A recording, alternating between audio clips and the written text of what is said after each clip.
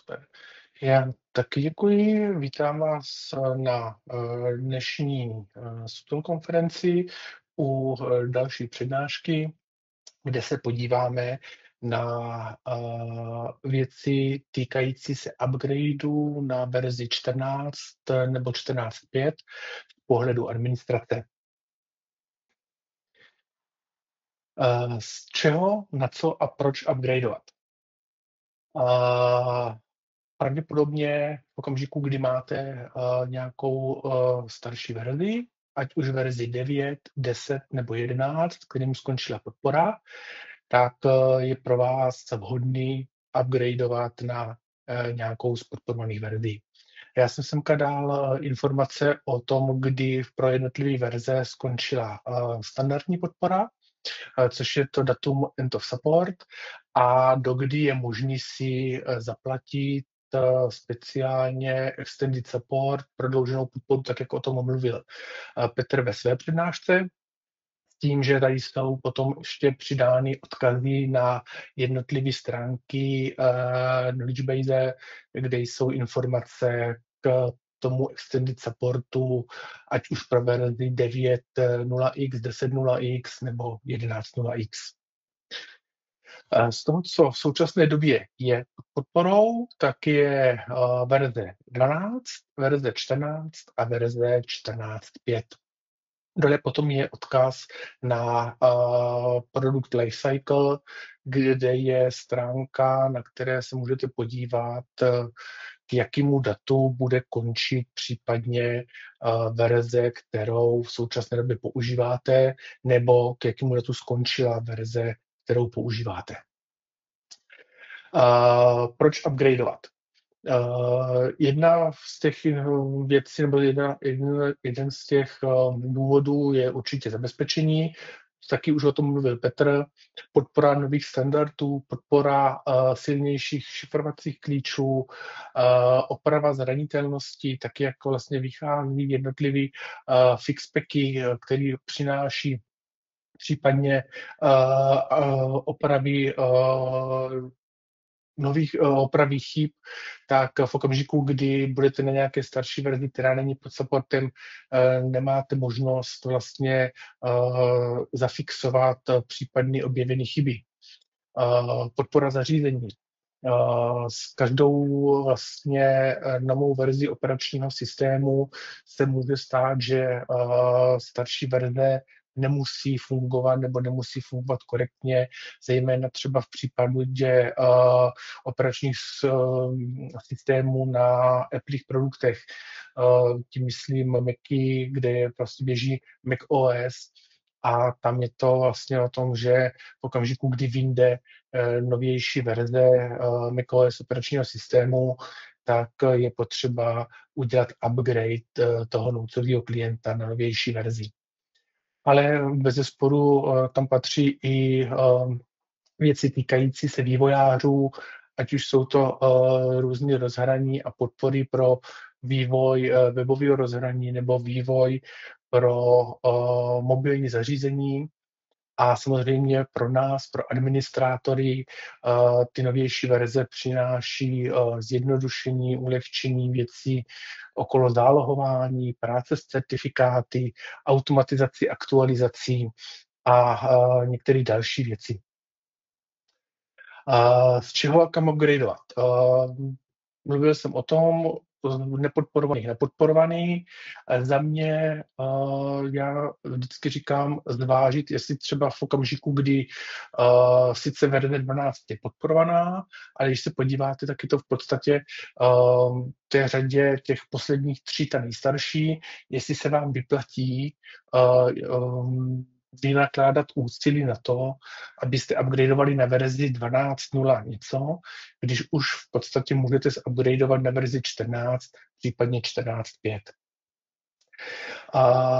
Tak jak Petr mluvil o tom, že řešil teďka nějaký dotaz nějakého zákazníka upgrade nebo viděl, že používali Nouci verze 7, tak já jsem shodou okolností minulý měsíc měl telefonát od nějakého člověka s tím, že aktuálně používají verzi Domino 5 na Linuxu a rádi by upgradeovali na 14.5. Jestli to půjde, co pro to musí udělat, co to bude obnášet. Samozřejmě půjde to, ale je potom otázkou, co všechno se bude muset vyzkoušet, co se bude muset otestovat, co se bude muset změnit, předělat. Navíc díky tomu, že neměli maintenance placenou, tak budou muset koupit v podstatě znova licence. Takže i s tímto se člověk jakoby v tom reálném provozu setká, že v dnešní době běží Domino servery na 5kové verzi a v zásadě s tím nemají jakoby provozně problémy, ale už se dostávají do těch sekuritních problémů. Pojďme se připravit na ten vlastní upgrade. Co bude odebráno v okamžiku, kdy upgradeujete na verzi 14 nebo 14.5? Určitě bude odebrána funkcionalita Notes Client Single Logon. Ta byla odebrána už ve verzi 12. Pokud si dobře vzpomínám, tak oficiálně její podpora skončila v verzi 9.01, byť v těch novějších verzích až do té 12 byla dostupná a fungovala víceméně bez problémů. Nahrazená tady ta funkcionalita může být Notes Shell loginem, který ve verzi 12, 14, 14.5 je podporovaný, je k dispozici a v podstatě je schopen nahradit tu funkcionalitu toho, že uživatel, když spustí Notesového klienta, nemusí zadávat heslo, dostává se přímo do toho prostředí Notesu. Byl zrušený Notes Preloader, což bylo nějaké načtení kódu, aby po spuštění Notesového klienta už to spuštění bylo rychlejší, že v okamžiku, kdy se spustili Windowsy, načetl se ten preloader a to spuštění těch Notesů potom bylo výrazně rychlejší v některých případech. Byla odebrána šablona pro web administrátora, která byla aktualizovaná naposledy asi ve verzi 5. Takže v dnešní době už teoreticky představovala nějaký nebezpečí z pohledu potenciálních sekuritních problémů a v podstatě je nahrazena dalšíma funkcionalitama, které vám umožní to Domino spravovat v případě, že nejste na tom admin klientovi. Byl odebrán výhled Notesu 8, což je v podstatě jenom nějaký barevný rozlišení, barevný zobrazení toho Notesového klienta. Takže tam je potřeba s tím taky počítat, že v okamžiku, kdy půjdete z těch starších verzí, tak pokud to někteří uživatelé používali, tak tady od templateu přijdou. Odebraný 32-bitový klient, odebraná možnost instalace nebo provozování Notesu na USB disku. Se přiznám, že v reálu jsem to v praxi nepoužil nikdy, vždycky to bylo jen takový to, když jsem školil, tak na některých školeních jsem to ukazoval. To může být zásadnější, takže ve verzi 14.5 je odebraný uživatelský rozhraní iNotes, protože i v dnešní době se setkávám u některých zákazníků s tím, že uživatelé pro webový přístup používají iNotesy, že pokud by měli iNotesy používat i nadále, je potřeba jít pouze na verzi 14.0. Odebrána funkcionalita odeslat oznámení o upgradeu z Domino Directory, odebrán Domino Configuration Tanner, takzvaný to dct.nsf, kde byly nějaké návrhy, jak nastavit, upravit a zlepšit některé funkcionality, které jsou používané. Odebraný server preloader. Je to nějaký ten výčet toho, co jsem si myslel, že by mohlo být nebo mít největší dopad na to upgradeované prostředí. Kompletní přehled těch jednotlivých odebraných komponent potom budete mít na těch odkazech v prezentaci, které jsou zde dole, jak pro Notesy, tak pro Domino. Co se týká podporovaných operačních systémů ve verzi 14.15, Windowsový servery podporovaný ve verzi 2.19 a 2022. podporovaný IBMový AXI a Ička, Red Haty a SUSE Linux. Co se týká noucových klientů, 10, 11 a nově od verze 14 je podpora pro noucové klienty i na serverových operačních systémech 2019 a 2022. A ve virtualizaci nově k těm, který byli už dřív, tak přibyla možnost Microsoft RDS serverů 2019 a 2022. Zase kompletní systémové požadavky dostupné na těch odkazech, které budete mít v prezentaci, které jsou nasměrovány do konkrétních knowledge basů. 14.5 navíc přináší možnost instalovat Domino server na Windows Server 2025 a z pohledu instalace noucového klienta do virtualizace přináší možnost instalovat na VMware Horizon. Před upgradem dobrý zkontrolovat, jestli mám teda operační systémy, které jsou podporované pro Domino server, na který chci upgradeovat. Zkontrolovat, jestli mám zazálohovaný šablony, který mám nějakým způsobem, nebo kde mám nějakým způsobem custom úpravy. Většinou Domino Directory, e-mailové schránky, katalog NoSF. Abyste v okamžiku, kdy uděláte upgrade na novější verzi, tak abyste o té úpravy nepřišli. Ověřit, zda na nové verzi bude fungovat antivir, antispam a podpora pro případní backupovací řešení, které používáte. Z pohledu nouců nebo noucového klienta, tak je tam potřeba si ověřit pouze v podstatě, jestli provozovaný operační systém je podporovaný pro tu verzi, na kterou chcete aktualizovat. A z pohledu aktualizace aplikací nebo koexistence s okolním světem je dobré si otestovat aplikace, pokud komunikují s produktami třetích stran, tak jestli ty různé konektory, APIčka a podobně budou fungovat i v té verzi, na kterou plánujete dělat ten upgrade. Já v okamžiku, kdy dělám upgrade na novější verzi a jakoby tu velkou novější verzi, tak jsem to v praxi vždycky spojil ještě s tím, že jsem udělal audit toho současného prostředí. Jestli nemám nějaký present dokumenty k uživatelům, kteří už u nás nepracují, e-mailové schránky na serveru, jestli nemám pro uživatele, kteří už byli v adresní knize smazaní, revizi skupin v adresní knize, jestli ve skupinách nemám zbytečně skupiny, které jsou prázdné, nebo jestli nemám ve skupinách zařazený lidi, kteří jsou z adresní knihy smazání. Takzvaný zálohy log NSF souborů. Když jsem dělal u zákazníků upgradey, tak jsem se xkrát setkal s tím, že zákazník v okamžiku, kdy mu zavaroval Domino server, tak aby rychleji naběhal, tak udělal přesunutí souboru log NSF někam mimo datový adresář, udělal spuštění, tím pádem se vytvořil nový log NSF, a ten původní pro případ, že v něm něco potřeboval dohledat, tak měl bokem.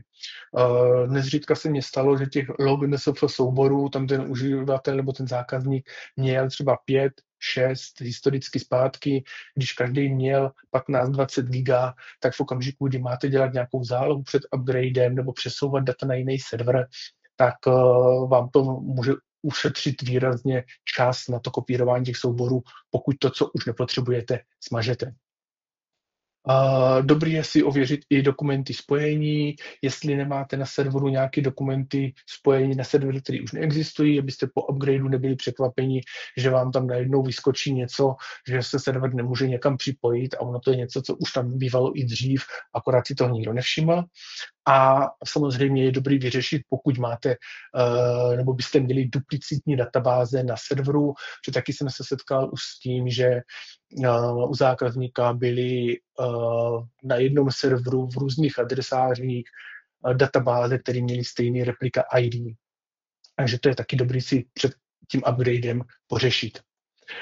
Když jsem mluvil o tom ověření podpory pro antivír, jenom to, na co jsem narazil, že Asset Mail Security pro Domino server má ukončenou životnost, respektive 31. července 2026 končí cyklus pro tento produkt, takže pokud jste někdo používali Asset jako antivír na Domino serveru, je pravděpodobně nejvyšší čas začít hledat někde v nějakých jiných vodách nějaký jiný antivír, který pro to Domino použijete.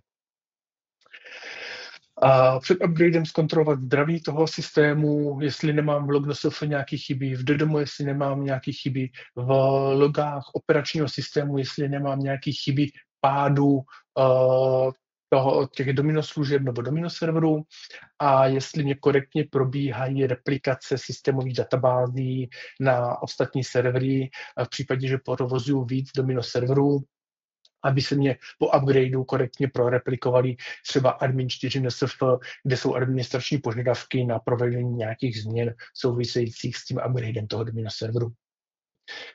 Tak, to je změna z příchodem verze 14.14.5, tak je změna umístění nodes ini domino serveru, kde soubor nodes ini je v datovém adresáři toho domino serveru a v případě, že používáte uživatele pro spuštění Windowsové servisy domina, tak k tomuto adresáři má přístup pouze ten uživatel, pod kterým ten domino server běží a skupina administrators. Z toho vyplývá, že zase je potřeba si ověřit, jestli třeba toto nebude působit problém některým produktům třetích stran, které se vážou na nodes ini, čtou z toho nodes ini nějaký parametry. Všechno toto je dobré si otestovat v testovacím prostředí, kde mám možnost si nainstalovat domino servery, nodesové klienty, nakopírovat testovací aplikace kriticky a vyzkoušet, jak toto vše bude fungovat na tom novém prostředí. Postup upgradeu je potom relativně jednoduchý. V okamžiku, kdy mám podporovaný operační systém pro novou verzi, tak mám možnost udělat upgrade administratorské stanice, udělám upgrade administračního serveru pro domino doménu, ten jde vždycky první, protože součástí toho upgradeu je i povýšení domino directory na novější šablonu a následně potom upgradey ostatních serverů, upgrade nodesových klientů a změna designu mailových schránek. Tak, jdeme je upgradeovat. V závislosti na tom, jestli mám nebo nemám hardware a operační systém, který je podporovaný pro tu verzi, kam chci upgradeovat, tak volím, jestli dělám upgrade na tom stejném serveru, takzvaný in-place upgrade, nebo jestli budu muset pro upgrade použít nový hardware, nový operační systém, případně jakoby novou virtuálku. Co se týká potom toho konkrétního postupu pro ty jednotlivé možnosti toho upgradeu, na konci vám tam dám odkaz na prezentaci nebo na video, který mám k upgradeu na verzi 11.01. Nicméně ty postupy pro ty jednotlivé typy toho upgradeu jsou použitelné i v těch verzích 14.14.5. Před upgradem udělám zálohu, jednak zálohu prostředí a jednak je dobrý si skopírovat systémové soubory někam bokem, tak aby v případě, že se k ním potřebujete vrátit, tak jste nemuseli je obnovovat ze zálohy. Před vlastním upgradem spustím údržbu databází names a admin 4 s nějakými parametry. Zase je to převzatý z knowledge base, kde jsou jednotlivé postupy pro ty upgradey. A můžu zupgradeovat vlastně ten server, tak jak jsme o tom mluvili. Co je dobré ještě zmínit, tak je od instalace speciálně vytvořených hotfixů. Pokud pro vás byl vytvořený nějaký hotfix pro vaše prostředí přímo, tak před tím upgradem na novější verzi je dobrý ten hotfix odinstalovat, protože může se stát, že po upgradeu tento problém už bude vyřešen a není potřeba ten hotfix používat. Pokud by bylo potřeba ho použít, tak je potřeba si nechat udělat na supportu nebo požádat si na supportu o ten nový hotfix pro to vaše prostředí. Provedeme upgrade, kontrolu a update ODS a následně potom aktualizaci noucových klientů. Pokud upgradeujete noucového klienta z 9.0.1 a vyššího, tak není nutná jeho odinstalace a za zvážení potom stojí, jestli upgradeovat na standard nebo basic klienta, jestli udělat single nebo multi-user instalaci a co hlavně, tak tím uživatelům patřičně odprezentovat ty nové funkce, které ta verze přináší. Odkaz na video ohledně jednotlivých postupů a typů toho upgradeu. No a kde hledat pomoc, než úplně skončíme, tak je samozřejmě web supportu, kde máte možnost otevřít case v případě, že máte nějaký problém, ale i v případě, že se jenom potřebujete na něco zeptat. Chystáte se upgradeovat na vyšší verzi, nejste si jistí, požádat support o pomoc se step-by-step upgradem, jak postupovat, na co si dát pozor, případně konzultovat nějaké speciality toho vašeho prostředí. A samozřejmě nějaký český zdroje, ať už je to můj blog nebo blog Aleše Lichtenberga, kde publikujeme nějaké články týkající se ať už novinek nebo dostupných upgradeů. A potom samozřejmě YouTubeové kanály, kde já mám nějaké playlisty pro Domino a pro Nouci.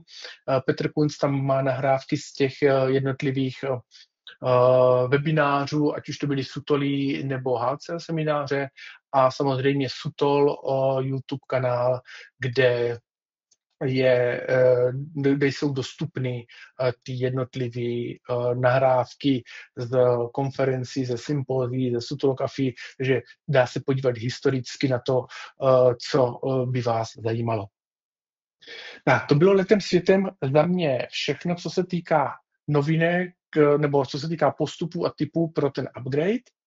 A já aktuálně předám slovo dalšímu přednášejícímu, který vás provede obdobnou části pro vývojáře. Děkuji a nashledanou.